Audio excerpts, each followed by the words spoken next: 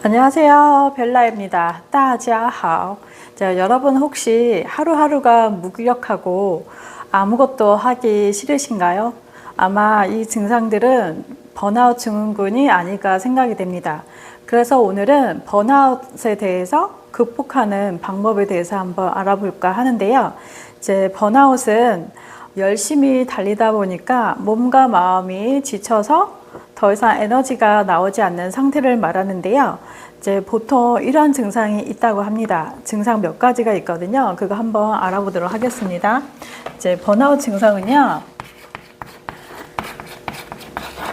첫 번째, 아침에 일어나기가 싫어하고요.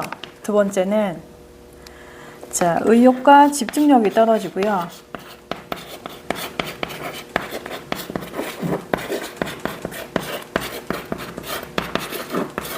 세 번째는 불안과 짜증.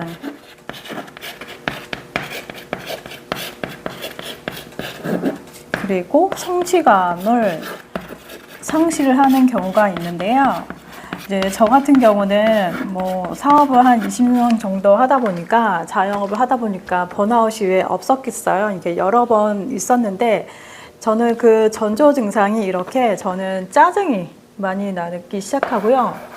그리고 뭘 해도 재미가 없고 또 하기 싫을 때가 있어요, 진짜. 그리고 아침에는 겨우 일어나긴 하는데 정말 재미가 없을 때가 있거든요. 이제 그럴 때 번아웃이 왔구나 이렇게 생각이 들어서 이제 곰곰이 생각해 보이는데 그 번아웃이 오는 원인이 있어요. 그래서 그 원인이 한 4가지 정도 꼽고 있거든요. 그러니까 한번 알아보도록 할게요. 번아웃의 원인은 첫 번째, 완벽주의 성향, 그리고 과도한 업무,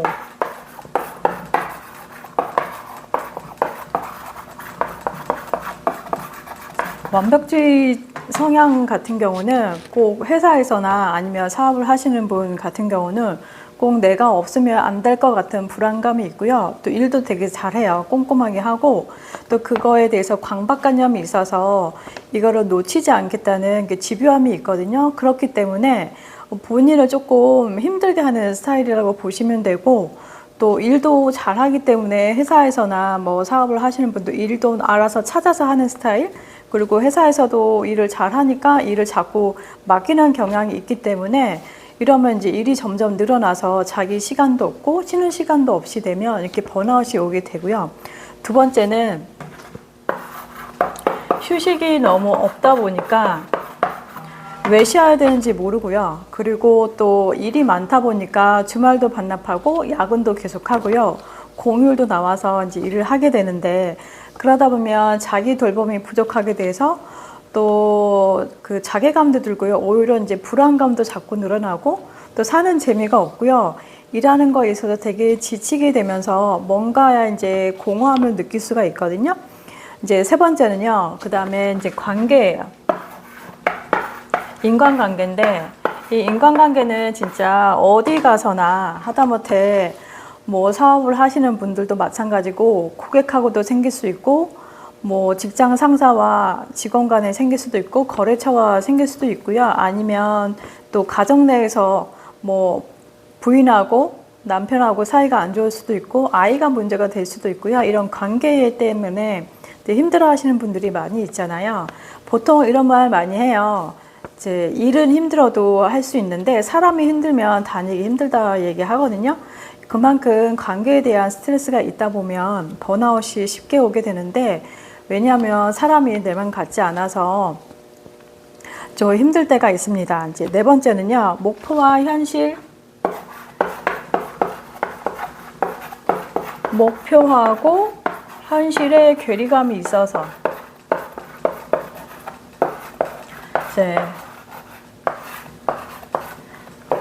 그러니까 목표가 너무 높다 보면 조금 지치게 되고요. 왜냐하면 목표 달성하기 위해서 수많은 과정도 있고 결과도 이뤄내고 또 그만큼 에너지를 쏟아야 하는데 내 목표는 저기 한 높은 산인데 지금 하고 있는 거는 한 중간도 안 나왔잖아요. 그러면 정말 지치게 되고요. 또 막연한 미래에 대해서 되게 불안감도 있고 또 이걸 도대체 언제까지 해야 하는 그런 뭐라고 해야 되나, 좀 자괴감, 비교, 우울감도 생길 수 있고, 남들은 다 잘 사는데 나는 왜 이렇게 사나, 이렇게 하는 끝없는 이제 비교에 대해서 이제 허우적거리게 되는데요. 이런 것들이 사실은 이제 여러 가지가 겹쳐서 생기는 거기 때문에 번아웃은 누구나 올 수 있다고 합니다.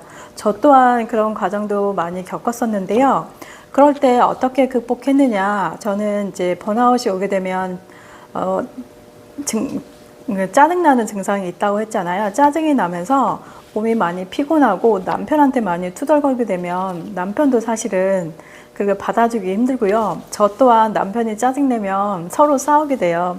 그렇기 때문에 집안 분위기가 안 좋잖아요. 그래서 일단은 저는 잠을 많이 자게 되고요. 그리고 몸이 너무 피곤하면 진짜 아무것도 하기 싫을 때가 있어서 되도록이면 제가 좋아하는 책을 읽거나, 그리고 또 잠을 조금 더 자던가, 그리고 산책을 조금 하던가 명상을 하던가 이런 방법으로 이제 해결을 하려고 하고요. 저는 또 이제 종교가 가지고 있기 때문에, 이제 저는 카톨릭 신자이기 때문에 신부님 강론을 많이 듣거나 성경책을 읽거나 조금 마음을 다잡는 그런 시간을 가지고 있고요. 두 번째로는 목표보다 너무 현실하고 이제 괴리감이 있기 때문에 작은 목표에 대해서 성취감을 이루려고 하고, 지금 당장 먼 미래보다는 오늘 하루 조금 더 충실하게 살자, 이런 주의로 조금 감사하면서 살자, 그렇게 했더니 조금 더 이제 덜 지치고요. 오늘 하루 그냥 열심히 살아내자, 이런 목표로 이제 하게 되면 점점 더 이제 제가 목표를 하고 있던 그런 일들을 하나씩 해나가고 있는 것을 발견을 하게 되고요. 이제 세 번째는 제가 좋아하는 것들을, 본인이 할 수 있는 것들을, 자신을 좋아할 수 있는 그런 루틴을 만들어서 글쓰기도 괜찮고요. 음악을 듣는 것도 괜찮고, 그리고 취미생활을 하는 것도 괜찮고요. 또 명상을 하는 것도 좋고, 또 운동을 하는 것도 괜찮아요. 그냥 짧게라도 한 10분 정도도 괜찮고요. 뭐 길게 뭐 하는 것보다는 그냥 그때그때 계속 반복적으로 하는 것처럼 그냥 기분 전환, 이제 그렇게 하는 거를 추천을 드리고, 나머지는 이제 그 다음에는 이제 환경을 조금 바꾸는 건데요. 이제 아메리카노를 좋아했던 사람들 같은 경우는 좀 라떼도 한번 마셔보시고, 또 망고 주스 같은 것도 다른 색다른 주스도 한번 드셔보시길 바라고, 또 원래 갔던 길 말고 다른 길로 한번 가보는 것도 추천을 해드리고요. 아니면 좋아하는 그런 맛있는 음식들 찾아서 좀 맛집도 한번 주말에 가보시는 걸 추천을 해드리고요. 왜냐하면 사람이 돈 버는 이유가 있잖아요. 내가 열심히 일하는 이유가 있잖아요, 분명히. 그러면 그런 소소한 즐거움 때문에 내가 이 맛에 돈을 버는구나, 이런 거를 조금 성취감, 그리고 행복감을 조금 누리는 일들을 찾아보시면 좋겠고요.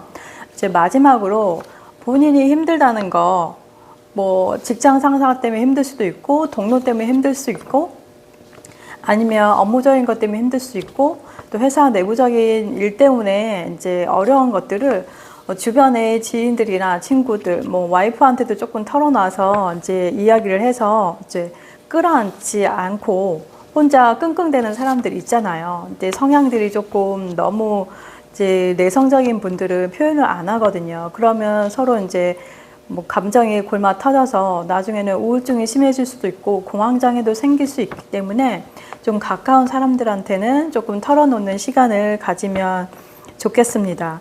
이제 어떻게 보면 번아웃은 게으름이 아니고요. 그리고 여태 이제 열심히 살아온 사람들한테 오는 이제 증상이라고 생각을 할 수 있는데요. 그때는 잠시 쉬어가도 괜찮은 시간이라 생각을 하시고 건강 챙기면서 다시 예전처럼 활기차고 또 행복한 하루로 돌아가시면 좋겠습니다. 오늘 내용은 여기까지이고요. 여러분의 구독과 좋아요, 알림 설정은 컨텐츠를 만드는 데 힘이 되고 있습니다. 이상으로 벨라였습니다. 大家都快乐，再见，谢谢，감사합니다.